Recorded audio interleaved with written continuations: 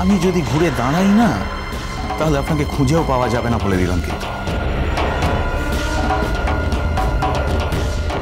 আপনি কি ধমকাচ্ছেন নাকি আমাকে? কি আপনি ধমকাচ্ছেন? বলুন সেটা, আমি কিন্তু এটা একটু কেয়ার করছি না। আপনি বলুন না, একটু আগে আমার স্ত্রীকে স্টুডিওর ভেতরে ওর সঙ্গে কী করছিলেন বলুন, যদি সাহস থাকে আপনার বলা। জানি সেই সাহস আপনার নেই, যদি সাহস থাকে বলুন, কিন্তু আপনি বলতে পারবেন না। শুনুন, আমি তো মানুষদের নিয়ে কাজকর্ম করি, তাই আপনি ঠিক কোন শ্রেণীর মানুষ এটা আমার কাছে ক্লিয়ার।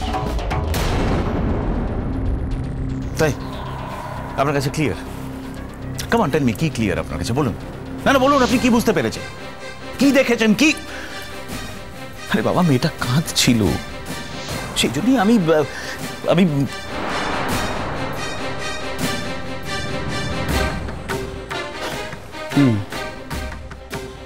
কি থামলেন কেন? বলুন কি করছিলেন তারপর।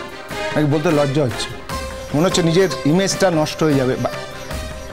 বাট আপনার মতো মানুষদের ইমেজ আছে।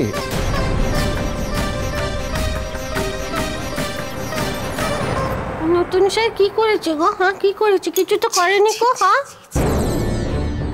কিছু করেনি। আমি কাঁদছিলাম বলে আমার চোখের জলটা এমন করে মুছে দিয়েছে, আর তো কিছু করেনি গো।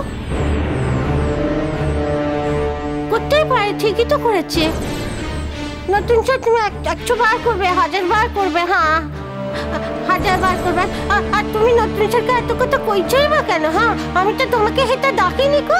হ্যাঁ আমি কি বলেছি যে তুমি না এলে আমি গান গাইতে পারবো নি গো? হ্যাঁ আমি কি তুমি দেখেছি তুমি এত কথা কইছো কেন?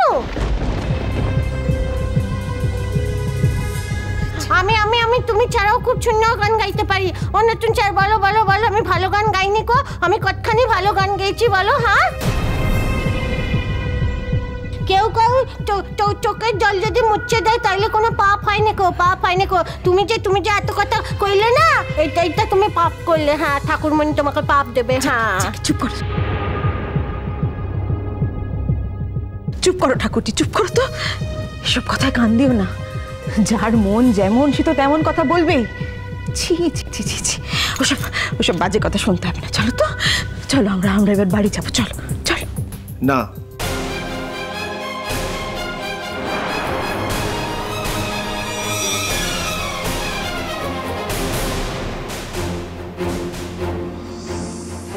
না মানে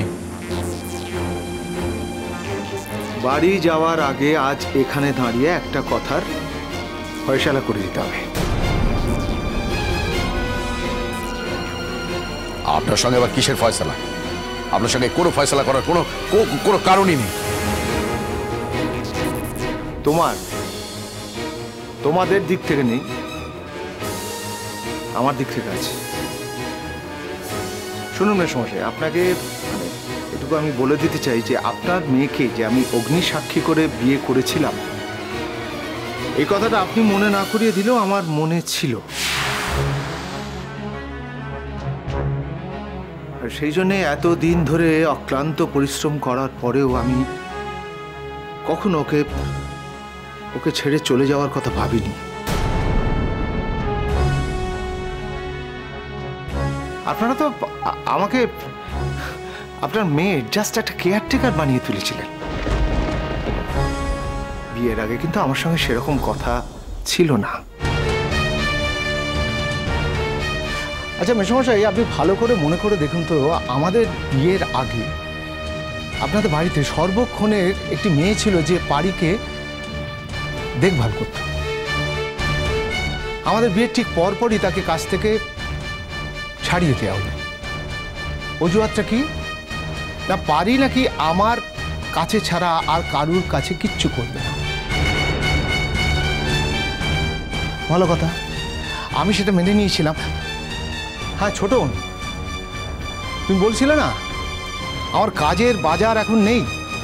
সত্যি সত্যি তারপর দিনের পর দিন আমি কাজের বাজার বিসর্জন দিতে দিতে শুধু তোমাদের দিদির, আপনাদের মেয়ের কাছেই আমি পড়েছিলাম।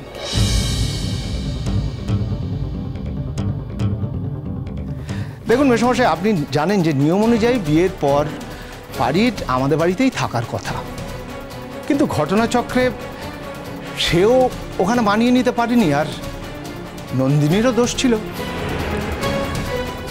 তারপর বাধ্য হয়ে আমি আপনাদের মেয়েকে নিয়ে আপনাদের বাড়িতে এসে থাকতে শুরু করি।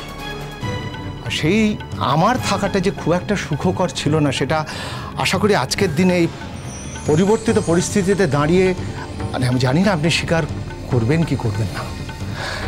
আমার কি ঠেলা ছিল বলুন তো।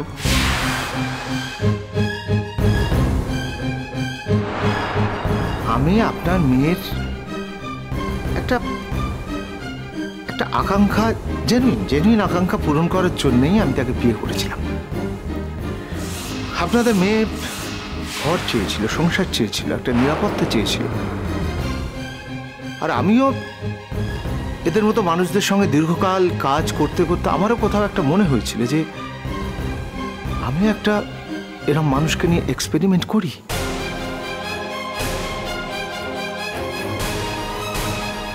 হ্যাঁ, তার সঙ্গে অবশ্যই তার সঙ্গে ভালোবাসাও ছিল, কিন্তু ভালোবাসা তো কোনো অক্ষয় অমর বস্তু নয় যে কোনো কিছুতেই সে বদলাবে না, স্থির অবিচল হয়ে থাকবে।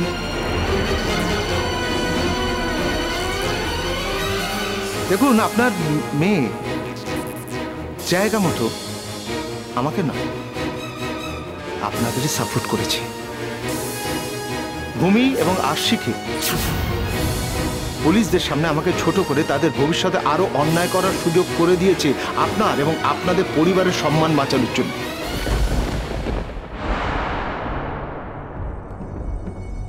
আর ঠিক এইভাবেই আমি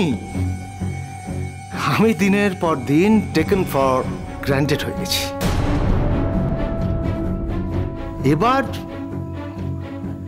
এখন এই বিয়েটাকে টিকিয়ে রাখতে হলে আপনাদের মেয়েকে আমার টার্মে থাকতে হবে। সেটা কি? এটাও বুঝতে পারছো না বড় বৌদি? সবার আগে রাঙা দিদিকে গান গাওয়াটা বন্ধ করে দেবে। হ্যাঁ, ঠিকই অনেকটা তুমি ঠিকই ধরেছ ছোট। আমার স্ত্রীকে, পারিকে আমার স্ত্রী হয়ে থাকতে গেলে অন্য যে কোনো বাইরের পুরুষের সঙ্গে অন্তরঙ্গতা বন্ধ করতে হবে। কারণ আমি কখনোই চাইবো না যে আমার স্ত্রী একটা রাস্তার মেয়ে হয়ে উঠুক। অমর্ত্যদা, না, আমাকে ধমকিও না ছোট। টার্মটা আমার, কিন্তু মানা না মানাটা তো সম্পূর্ণ তোমাদের বিষয়। তোমরা যেটা ঠিক করবে সেটাই হবে। শুনুন মেসমশাই, এই বিয়েটা টিকিয়ে রাখতে হলে পারিকে আমার বাড়িতে আমার যেরকম অবস্থা সেখানেই সেভাবে থাকতে হবে। আর দ্বিতীয় শর্ত হলো, পারি এবার থেকে সেখানেই গান গাইতে পারবে যেখানে আমি চাইব, নচেত নয়। এবার আপনারা ভেবে দেখুন যে এই শর্ত আপনাদের পক্ষে মেনে নেওয়া সম্ভব কি না। এই শর্ত যদি আপনারা মেনে না নেন তাহলে আজ থেকে বাড়ির ওপর আমার আর কোনো দায়িত্ব থাকবে না।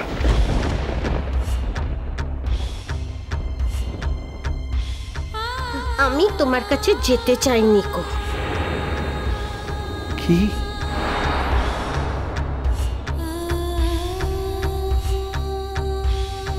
ও বাবা বাবা বাবা, তুমি আমার বেখানা ভেঙে দাও দেখিনি, বেখানা ভেঙে দাও। হ্যাঁ, ভেঙে দাও বাপু। হ্যাঁ, পর লোকের চোখ রাঙানি দেখবো বলে তো তুমি মেয়েকে বিয়ে দাওনি, মানুষও করনি বলো। এই বেখানা ভেঙে দাও বাপু, ভেঙে দাও। হ্যাঁ, বাজে জন্মপথ।